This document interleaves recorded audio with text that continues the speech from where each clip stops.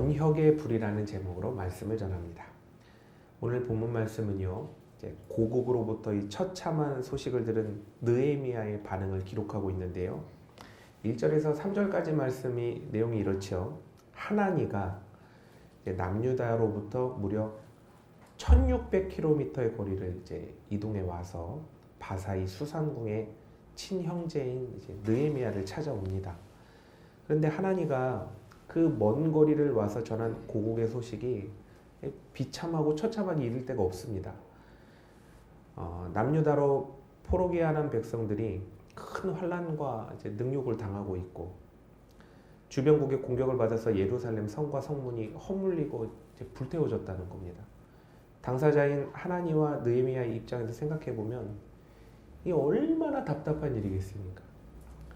하나니의 입장을 좀 보면 이스라엘이 포로기한 후 성전은 재건했는데 성벽 재건을 하려다 보니까 왕명으로 재건이 이제 금지된 상태입니다. 주변국은 계속해서 약탈해 오고 또 괴롭힘을 계속하고 있죠. 그런데 하나니가 개인적으로 할 수 있는 일이 아무것도 없어요. 자신을 따르는 무리를 데리고 습격해오는 적들과 싸워서 이길 수가 있겠습니까? 아니면 그 지엄하신 왕명을 어기고 성벽을 한번 다시 쌓아보도록 하겠습니까? 하나님은요, 개인적으로 할 수 있는 일은 아무것도 없습니다. 그러면 느헤미야는 어떠냐? 느헤미야도 별반 차이가 없어요. 느헤미야가 바사왕의 술 맡은 관원장이라 실세라고는 하는데요. 따져보면 군대 장관도 아니에요. 그러니까 저 멀리 예루살렘까지 군대를 파견해 줄 수도 없죠. 총리도 아닙니다. 그러니까 국고를 열어서 지원해 주겠다 이렇게 약속도 못 해요. 그리고 또 지방 행정관을 꽉 누르고 이스라엘을 도와줄 수 있는 행정적 도움을 바사에서부터 도와줄 수 있느냐? 그것도 못 해요. 더해서 성벽 재건이 왜 중단됐냐 하면 이스라엘 반역을 막기 위해서 왕명으로 중지된 상태 아닙니까? 그런데 본인이 나가서 왕하고 가깝다고 좀 성벽 재건 다시 좀 하게 해주세요 이렇게 허락하게 해달라는 것은 무슨 뜻이냐면요, 자신이 반역자로 몰려서 처형당할 수 있다는 얘기거든요. 그러니까 느헤미야 개인도 어떤 사람이냐면요, 혼자서는 아무것도 할 수 없는 사람, 지금의 이 현상을 어떻게 바꿔낼 수가 없는 그런 사람입니다. 자, 여러분은 이런 상황에 대해서 어떻게 생각하십니까? 나 혼자서는 도무지 아무것도 할 수가 없고요, 너도 혼자서는 아무것도 할 수가 없습니다. 그렇다면 나도 너도 우리 모두는 아무것도 할 수 없는 걸까요? 잘못되고 어그러지고 삐뚤어지고 그래서 억압받고 탄압받고 착취당할 수밖에 없는 그런 상황에 처해 있다면 계속해서 그렇게 비탄 속에 살아가야만 하는 걸까요? 이스라엘 모두 세상 어쩔 수 없다 그렇게 세상적인 어떤 지배 속에 있는데, 하나니랑 느헤미야는 생각이 달랐어요. 세상의 지배를 거부합니다. 그리고 세상에 도전을 해요. 그렇다면 이 두 인물은 어떠한 큰 권력, 재력, 능력 이런 걸 갖고 있는 특별한 사람이기 때문에 세상에 도전했냐? 그렇지 않아요. 상황과 형편은 각각 서로가 다 달랐지만 다른 사람들과 마찬가지로 자신의 상황과 형편에서는 혼자서 아무것도 할 수 없는 그런 사람들입니다. 그럼 하나니 느헤미야는 왜 다른 사람들처럼 세상에 종속되어 살기를 거부하고 세상에 도전하고 변혁을 일으켜야겠다, 왜 이렇게 생각을 했을까요? 그 이유를 좀 알아보고 싶습니다. 하나니와 느헤미야가 세상에 도전한 이유는 착취와 약탈을 당한 나의 민족의 억울함을 좀 풀어주고 복수해야겠다라는 어떤 그런 세상 사람들이 하는 그런 이유 때문에 한 게 아니에요. 그런 이유가 아닙니다. 9절을 보시면요, 도전의 이유를 알게 되는데 이스라엘이 당하는 이 고통과 환난은 하나님의 뜻이 아니기 때문에 그래요. 무슨 말이냐? 하나니와 느헤미야는 하나님의 뜻을 이 땅 가운데 이루기 위해 세상에 도전하고 세상을 변혁시키자 이렇게 마음을 먹은 겁니다. 스룹바벨을 아시죠? 스룹바벨을 필두로 1차 포로기한을 이룬 이스라엘이 이제 성전 재건을 잘 이루지 않았습니까? 딱 마무리를 졌습니다. 그리고 에스라를 이제 주축으로 2차 포로기한이 이루어졌는데요. 2차 포로기한 후 이스라엘이 내부적으로 이제 종교개혁이 막 일어나요. 그럼 이제 남은 건 뭡니까? 자신들을 지켜줄 이제 성벽 쌓는 거 아닙니까? 성벽을 쌓는 일인데, 그럼 어떻게 돼요? 분명히 형통해야 되잖아요. 분명히 형통하는 게 하나님 뜻인 거예요. 형통해서 하나님 나라를 세우는 성벽 재건이 당연한데 불구하고 세상 권력으로 막혀 있는 거예요. 지역 1인자인 방백 루훔 그리고 주위의 국가들이 이스라엘 성벽 재건을 악랄하게 반대를 하고 있습니다. 그리고 전국 1인자 바사의 왕이 방백 루훔이요 유대인의 성벽 재건을 불허해서 반역을 막아야 된다는 이 조서를 받고 나서는 성벽 재건 중지 명령을 딱 내린 상태인 거예요. 근데 하나니랑 느헤미야가 생각할 때 정상이 아니다. 하나님 말씀이 정상이지 세상이 정상이 아니다. 이렇게 생각을 한 거죠. 세상의 통치자는 누구이십니까? 세상의 왕이 아니라 하나님이시다. 하나님께서는 이스라엘을 하나님의 나라로 세우시기로 결정하셨지 않습니까? 그래서 세상 모든 권력이 성벽 재건이 안 된다.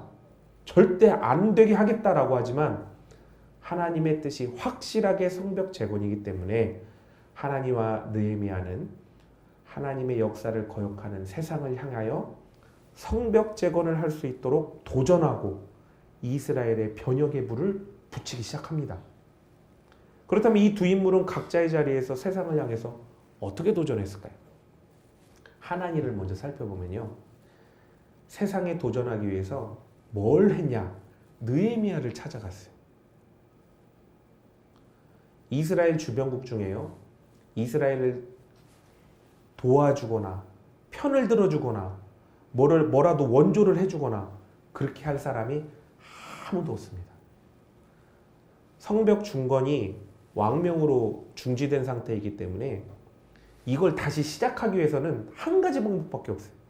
다시 왕명으로 허가받는 수밖에 없는 거예요. 만약에 왕명으로 허가를 받지 않고 다시 시작하면 그거는 반역이기 때문에 다 죽는 일입니다. 그런데 하나니가 뭐라고 왕에게 자신의 뜻을 전달할 수가 있습니까? 총독인 방백, 그 루훔조차도 이스라엘에 아주 적대적이에요. 그런데 그런 총독을 설득해서 성벽 재건을 다시 재가받는다? 그런 일이 있을 수가 없습니다.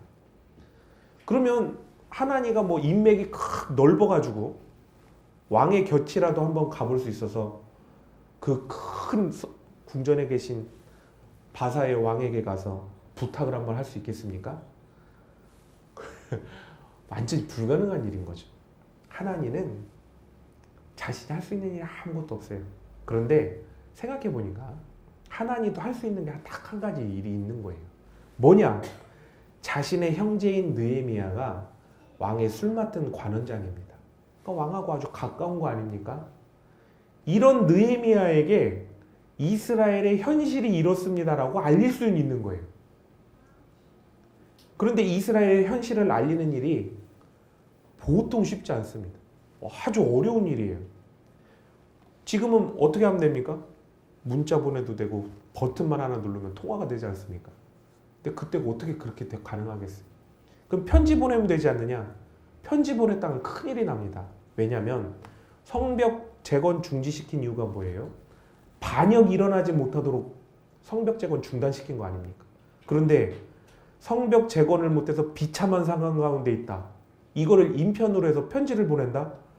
만약에 그게 발각되잖아요. 그러면 자신도 그 편지를 받는 수신자인 느헤미야도 그리고 그 주위에 있는 모든 사람도 반역자로 다 처형당할 수 있는 겁니다. 그래서 하나니는 어떻게 해야 되냐면요. 무려 1600km. 비행기 타면 금방인데 이렇게 생각하시나요? 그땐 비행기가 없어요. 어떻게 가야 됩니까? 걸어가야 돼요. 이 1600km를 무려 도보로 2개월 이상, 2개월에서 3개월을 걸어가는 그 먼 길을 그걸 누가 도와주겠어요? 하나니를. 자신의 생계를 포기하고 자비로 몇몇 사람과 함께 직접 걸어서 느헤미야를 찾아가서 소식을 전합니다. 대단한 결심인 거예요. 변혁은요, 그냥 일어나지 않습니다. 하나님의 뜻이 확실하더라도 내가 아무것도 안 하고 가만히 있잖아요. 그 아무런 일도 일어나지 않습니다. 하나님 뜻 안에서 성령님이 움직이실 때 그때 순종해서 내가 할 수 있는 일을 해야 세상을 뒤흔드는 변혁이 시작돼요. 다음으로는 느헤미야를 한번 보겠습니다. 느헤미야가요, 하나님으로부터 그 예루살렘의 그 말을 전해 듣자 울었어요. 그리고 수일 동안 슬퍼하면서 금식 기도를 했습니다. 이 일을 느헤미야가 동포의 일로 슬퍼하고 기도했나 보다 이렇게 단순하게 받아들이시면 안 됩니다. 여러분, 고위공직자가요, 못 살고 불쌍한 사람들 그 소식 들을 때 이렇게 내일처럼 슬퍼하는 거 본 적 있습니까? 그거 엄청 힘든 일이에요. 근데 느헤미야는요, 지금 자기 혈육의 일은 아니잖아요. 혈육의 일은 저 멀고 먼 동포들에게서 일어난 비통한 일 아닙니까? 근데 그걸 어떻게 했어요? 나의 비통함으로 여겼어요. 나의 비통. 깊은 슬픔에 빠져서요, 눈물을 뚝뚝 흘립니다. 그리고 나서 하나님 앞에 나아가서요, 음식을 끊고 간절하게 기도하는 거예요. 자, 그럼 입장을 바꿔서 우리는 느헤미야와 같이 이렇게 할 수 있을까요? 요즘 우리나라의 정세, 어떤 백성들의 삶, 그리고 교회의 현실, 이런 것들이 위태롭고 어렵게 한이 없지 않습니까? 여기저기를 다니면요, 사람들이 다 그래요. 걱정하고 분노하고 이런 사람들이 많습니다. 그런데요, 이렇게 나라와 민족, 교회를 걱정하고 분노하고 온갖 불평과 불만을 말하는 사람들은 많은데, 느헤미야처럼 정말 가슴 깊은 곳으로부터 내일처럼 비통해야 하고 애통해야 하고 눈물을 흘리는 분 혹시 보셨나요?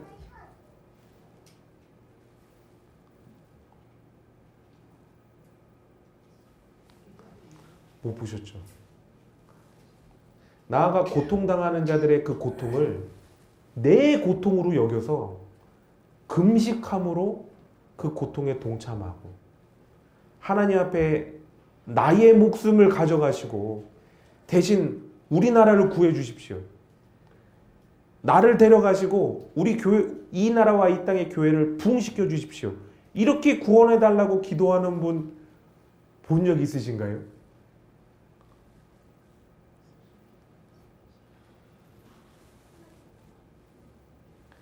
변혁은 머리로 이 개념을 이해하고 마음으로 느껴보는 그런 아주 우아한 신앙, 우아한 동의로는 촉발되지 않습니다.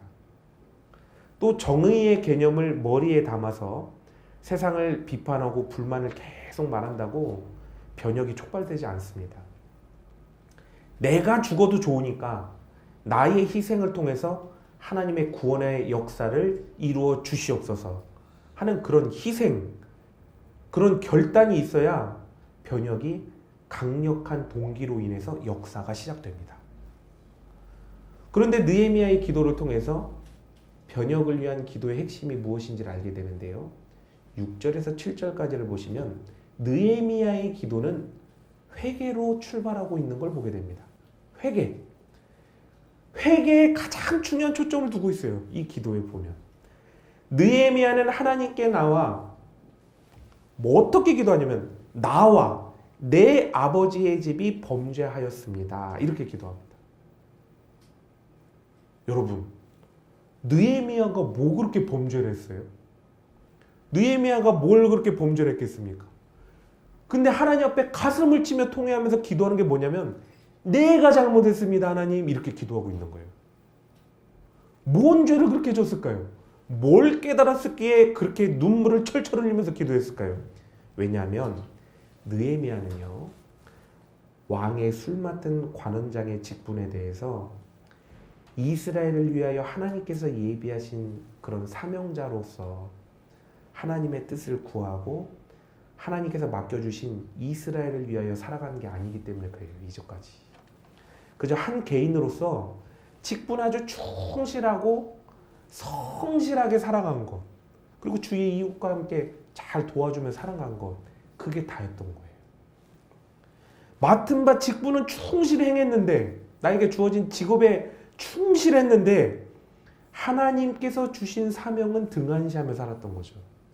그 직업을 통하여 하나님께서 무엇을 쓰실까? 이거에 대해서 무관심했던 거예요. 그러니까 어땠습니까? 내가 하나님께로부터 좋은 직장을 받아서 호의호식하는 동안 무관심했던 동포들이 죽고 고통받고 고난을 받았던 거예요. 따라서 느헤미야는 동포들의 고통과 고난에 대해 책임을 통감한 거예요. 하지만 느헤미야의 깊고 철저한 회개가 이 기도하는 가운데 느헤미야 자신을 어떻게 변화시키냐면 하나님의 사명자로 변혁시킵니다. 그래서 11절 뭐라고 고백합니까? 그때 내가 왕의 술관원이 되었다 이렇게 고백합니다. 그때 내가 왕의 술관원이 되었다. 이게 무슨 뜻입니까? 이미 느헤미야는 이미 술 맡은 관원장이에요. 그런데 이제는 개인적인 직분으로서의 술관원이 아니라 하나님께서 바사 왕에게 보내신 하나님의 사자로서 그리고 조국을 구원할 사명자로서 왕의 술관원으로 변화되었다라는 고백을 하는 것입니다. 하나님 앞에 자신을 갈아엎는 참 회개를 올릴 때 진정으로 자신을 변화시키는 그 변혁이 촉발되게 됩니다. 회개는 나를 부정하는 것. 하나님 앞에 나를 부정하고 그래서 하나님께 온전히 맞춰드리는 것. 하나님 뜻에 온전히 따르겠다는 강력한 충성의 다짐 이게 회개입니다. 우리가 만약 나는 의인입니다. 따라서 내가 한 일은 옳습니다. 내가 한 일은 의로운 일입니다. 라고 생각한다면 사실 그것은 진실로 나는 의인이 아니라는 뜻이에요. 그리고 내가 한 일은 의로운 일이 아니라는 거예요. 그것은 나를 잘 드러내는 일을 한 거예요. 나를 잘 드러내는. 진정한 의인은 신앙인으로서의 의인을 얘기하는 겁니다. 진정한 신앙인으로서의 의인은 이런 말을 못해요. 그리고 잘 하지 않습니다. 왜냐하면 오직 의인은 하나님만 의로우시기 때문에 그래요. 의로운 일은 하나님의 뜻을 따르는 것밖에 없기 때문에 그렇습니다. 나는 의인이 아니라 예수 그리스도의 의로 구속받은 자이기 때문에 나를 써주심에 감사합니다라는 고백은 하지만 나는 의롭습니다라는 얘기를 하지 않습니다. 하나님 앞에 감히 나를 드러내고 내세우지 못하는 거죠. 하나님의 온전한 뜻을 따르는 자는 하나님의 의로운 길을 가기 위해서 자신을 부정하는 회개, 나를 부정하는 회개가 반드시 앞서야 됩니다. 느헤미야가 이스라엘의 죄를 자신의 죄와 동일시한 것처럼 모두의 죄를 비통해하며 회개하는 가운데 나는 의롭지 않고 하나님만이 의로우시며 옳습니다 라는 그런 고백을 하게 되는 거죠. 남을 정죄하고 판단하면서 내가 의롭다고 하는 것은 나는 전혀 의롭지 않습니다 라는 고백을 하는 거예요. 남을 용서하고 섬기고 사랑하고 지혜로서 대처할 때에야 바로 하나님의 의가 드러나는 증거가 실질적으로 일어나는 거죠. 나는 죽고 드러나지 않고 예수 그리스도께서만 드러나실 때 내가 아닌 나를 통하여 예수 그리스도께서 나타나실 때 그것이 바로 진정한 신앙인의 의가 되는 것입니다. 변혁은 내가 죽고 예수 그리스도께서 나타나셔야 촉발이 돼요. 나라는 존재가 십자가에서 예수 그리스도와 함께 죽어야 성령님의 역사심이 불릴듯 일어나게 되는 겁니다. 내가 안 죽으면 성령님의 역사가 일어나질 않아요. 엊그제 유치원 앞으로요, 아들을 데리러 이렇게 제가 갔습니다. 그런데 아들이요, 선생님한테 인사도 안 하고 휙 나오는 거예요. 그래서 이제 저한테 오나 보다 봤더니 아들이 저도 모른 척하고 저쪽으로 달려가는 거예요. 그러더니 그 교문 앞에 앉아있는 친구들 엄마한테 막 달려갑니다. 가지고 온갖 아양을 떨면서 막 아는 척하면서 인사를 막 하는 거예요. 그러고 나서는 또 친구들한테 막 달려가서 친구들하고 막 그냥 막 신나게 막 놉니다. 그래서 이제 옆으로 제가 가서 이제 서 있었죠. 그런데 막 이제 친구들이 막 같이 서로 놀다 보니까 막 흥분해서요. 이제 옆에 서 있는 아저씨한테 막 모래도 던지고 돌도 던지고 막 그냥 막 놀더라고요. 남이야 던지면 어쩌습니까? 괜찮죠. 그런데 우리 아들이요, 그걸 이렇게 보더니 친구들을 말리는 게 아니라 친구들보다 더 큰 돌을 이렇게 갖고 오더라고요. 그러더니 신나서 아빠한테 확 던지는 거 아니겠습니까? 집에 왔는데 아들한테 배신감이 어찌나 들던지요. 아들한테 얘기했어요. 아들아, 너는 이제 내 아들이 아니다. 우리 집을 나가라. 내가 너에게 맨날 밥도 먹여, 씻겨, 옷 입혀, 재워, 모든 걸 내가 너한테 다 해주는데 어떻게 학교 갔다 와서 아는 척도 안 하고 모른 척하고 더해서 아빠를 공격하는 친구들 편까지 들어서 말리는 게 아니라 오히려 아빠를 공격하는 걸 보니 너는 내 아들이 아니다. 썩 나가거라. 너는 내 아들이 아니야. 썩 나가거라. 그러니까 막 아들이요, 막 눈물을 펑펑 흘리면서 막 우는 거예요. 아, 드디어 회개를 하는구나. 드디어 잘못을 깨달았구나. 그래서 물어봤습니다. 왜 우냐? 잘못한 걸 알겠냐? 그러니까요, 대답이 가관입니다. 자긴 잘못한 게 없대요. 근데 왜 우냐고 또 물어보니까 아빠가 나를 왜 서운하게 해요? 이러면서 막 우는 거예요. 어쩌면 그렇게 역지사지가 안 되는지, 어떻게 그렇게 자기 잘못을 모르는지 기가 차서 이렇게 있다가요, 이제 가정 예배 시간이 다 됐는데 예배를 드려오니까 성령님께서 따뜻하게 임재하셔서 제 마음 가운데 이런 말씀하시는 겁니다. 너 아들한테 서운하니? 예. 그래. 아들이 너한테 하는 행동이 바로 네가 나한테 하는 행동과 똑같아. 변혁은요, 하나님께서 나 뭐 안 해주셨나? 그거 서운해하고 나 뭐 안 주셨나? 그거 없는 거 달라고 할 때 일어나는 게 변혁이 아니에요. 변혁은 내가 하나님의 뜻을 따르지 않고, 하나님의 뜻을 따르지 않고 또 하나님 편에 서지 않았을 때 그것을 철저한 마음으로 회개할 때 변혁이 일어나요. 하나님, 내가 하나님 편에 이전까지 서지 않았습니다. 하나님, 제가 이전까지 하나님 뜻 온전하게 따르지 않았습니다. 그걸 회개해야 변혁이 일어납니다. 신앙인들은 때때로 이렇게 얘기합니다. 하나님, 나에게 많은 것을 주시면 하나님 영광에서 정말 큰 변혁의 역사를 이룰 수 있도록 제가 헌신하겠습니다. 이렇게 막 아쉬워하는데요. 하지만 변혁의 역사는 내가 무엇을 가지고 있는가, 내가 무엇을 가지고 있는가, 이걸 통해 일어나지 않아요. 그걸 통해 일어나지 않습니다. 하나님의 뜻이 무엇인지 알길 원할 때, 그런 하나님의 뜻을 가로막고 있는 것이 무엇인가를 알길 원할 때, 그것이 무엇이든 도전하며 하나님의 역사를 이루어 나가려는 사람, 그 사람이 변혁을 이룹니다. 결국 하나니와 느헤미야의 도전은 어떻게 됐을까요? 결국 하나니와 느헤미야가 도전해서 어떻게 됐을까요? 온 세상의 통치자가 바사의 왕인 하나님 아니십니까? 성령님의 역사하심이 강권적으로 일어나는데 이 결론이 어떻게 났을까요? 하나님께서는 느헤미야가 걱정하는 일이 일어나지 않게 하셨습니다. 어떻게 하셨냐면요, 왕에게 먼저 왕이시여 제가 좀 부탁드린 말씀이 있는데요. 이렇게 하지 않으셨어요. 성령님의 인도하신 가운데 왕이 느헤미야에게 너 무슨 고민이니 말 좀 해봐라. 이렇게 시키도록 하셨어요.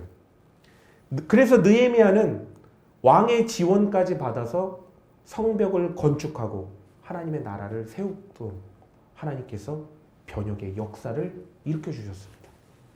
하나니, 느헤미야 이 둘은 세상의 권세 앞에서는 아무것도 아닌데요. 하나님의 언약을 붙들고 하나님을 거역하는 세상의 권세에 도전했더니 세상을 깨부술 수 있었던 거예요. 그리고 하나님의 뜻을 이 땅 가운데 이루는 변혁의 역사를 이루어냈다는 겁니다.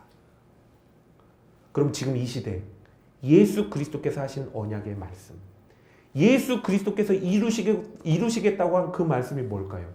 마태복음 9장 37절에서 38절 이렇게 기록되어 있습니다. 이에 제자들에게 이르시되 추수할 것은 많되 일꾼이 적으니 그러므로 추수하는 주인에게 청하여 추수할 일꾼들을 보내주소서 하라 하시니라.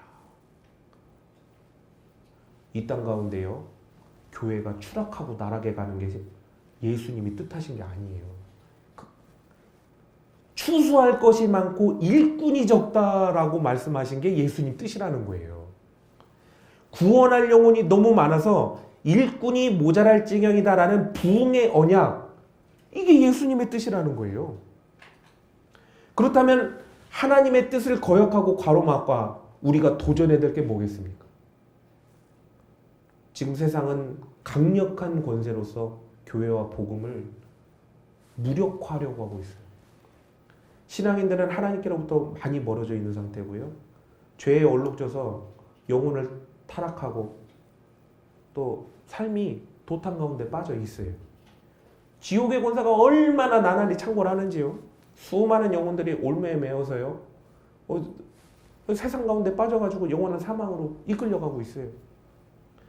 이것은 과거 느헤미야 시절 이스라엘이 육적인 고통 속에 있던 것보다 더 심각한 영적인 고통과 또 환난을 겪고 있는 것입니다. 물론 종말의 때에 세상에 승승장구하고 사단 마귀가 날뛰고 이단과 사이비가 판치는 것, 이거 요한계시록을 통해서도 이미 예고된 바지요. 그러나 교회가 약해지고 신앙인들이 약해지는 것, 이건 하나님의 뜻이 아니에요. 이거 절대 하나님의 뜻이 아닙니다. 추수할 것이 많다. 부흥의 역사가 계속 일어나는 것, 세상의 험한 거랑은 상관이 없어요. 교회의 부흥의 역사가 계속 일어나는 것, 이게 바로 예수 그리스도께서 뜻하신 뜻이에요. 세상이 기세등등하고 신앙인들이 약해지고 불신자로 변하고 부흥의 역사가 사라져가는 것은 어쩔 수 없는 시대상이라 생각하고 받아들여야 되는 게 아니라는 거예요. 왜냐? 예수님의 뜻이 그게 아니니까. 세상에 아무리 뭐라고 얘기해도요, 그건 예수님 뜻이 아니면 아닌 거예요. 도전해서 깨부시고 변혁시켜야 될 상태와 대상이다. 제가 좀 오랫동안 얘기를 안 하고 있으면 아멘 한번 해볼게요. 이상 아멘 오늘 잘 안 나오네. 하나니와 느헤미야처럼 불신으로 물들어가는 세상을 볼 때 우리는요, 왜 예수님 뜻대로 안 되지? 비통하고 애통하고 슬퍼해야 된다는 거.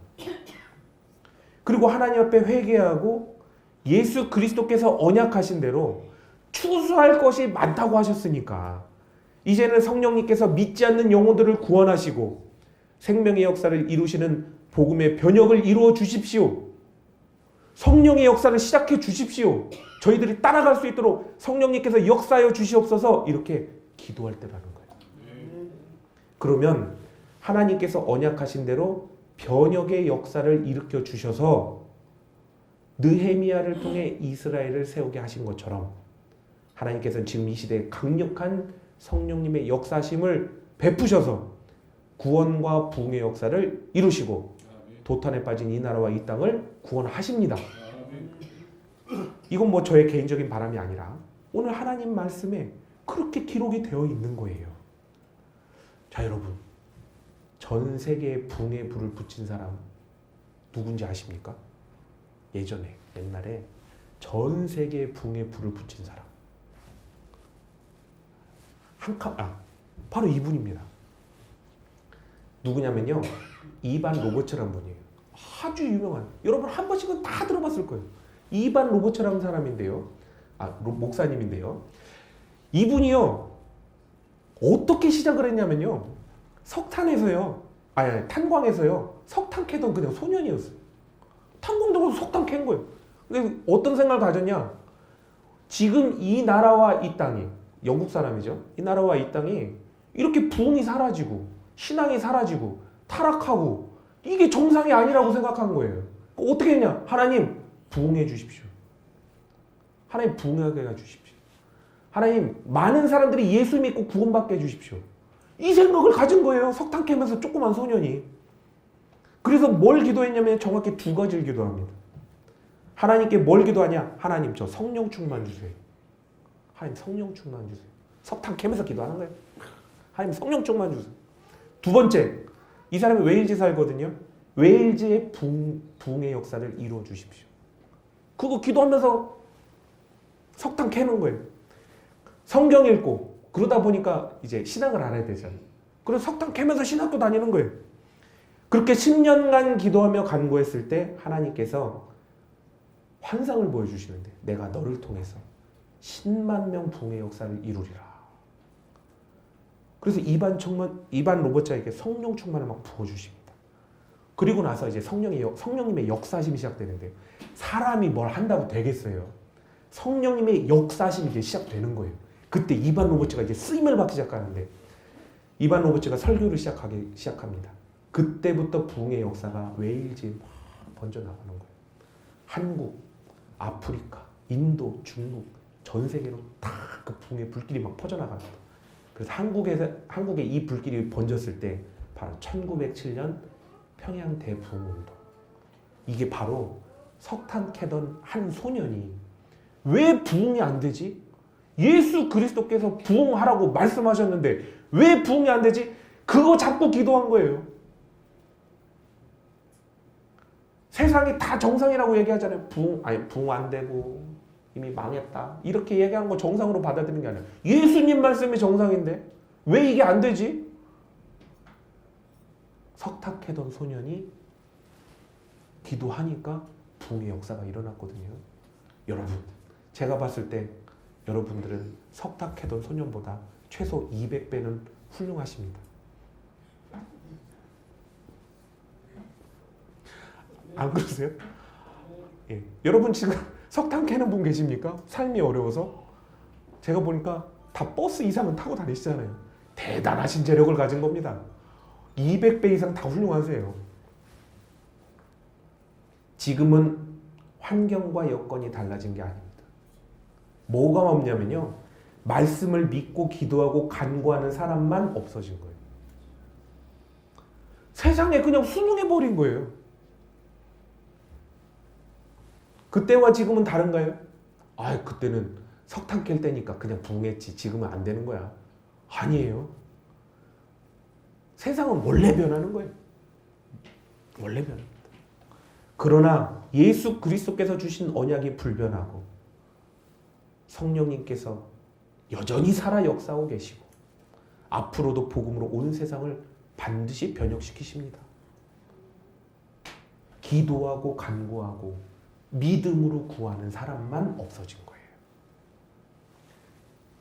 그런데 전 걱정하지 않습니다. 제가 뭔가 되게 특별한 걸 발견했어요. 한 칸만 좀 내려주십시오. 아까 전에 이반 로버츠랑 누구랑 많이 닮지 않으셨습니까?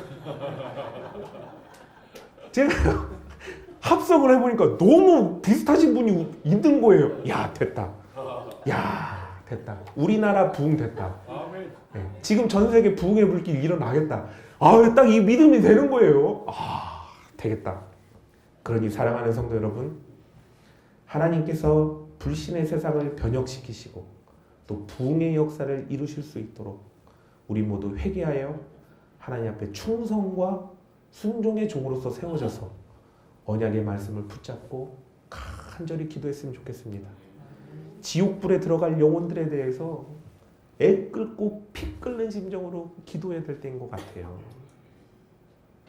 구원의 역사를 이루셔서 천국 백성 삼아 주십시오. 이렇게 기도해야겠습니다. 그리고 이 놀라운 붕의 역사를 통해서 이 나라와 이 땅이 강력하게 일어설 수 있도록 우리 같이 기도하면 좋겠습니다. 그럼 오늘 느헤미야를 통하여 보여주신 그 하나님의 놀라운 은혜의 역사가 우리 성도님들의 삶 속에서 그리고 우리의 교회에서 또 이 나라와 이 땅 가운데 그리고 사랑하는 여러분들의 가정 가운데 반드시 이루어질 줄 믿습니다.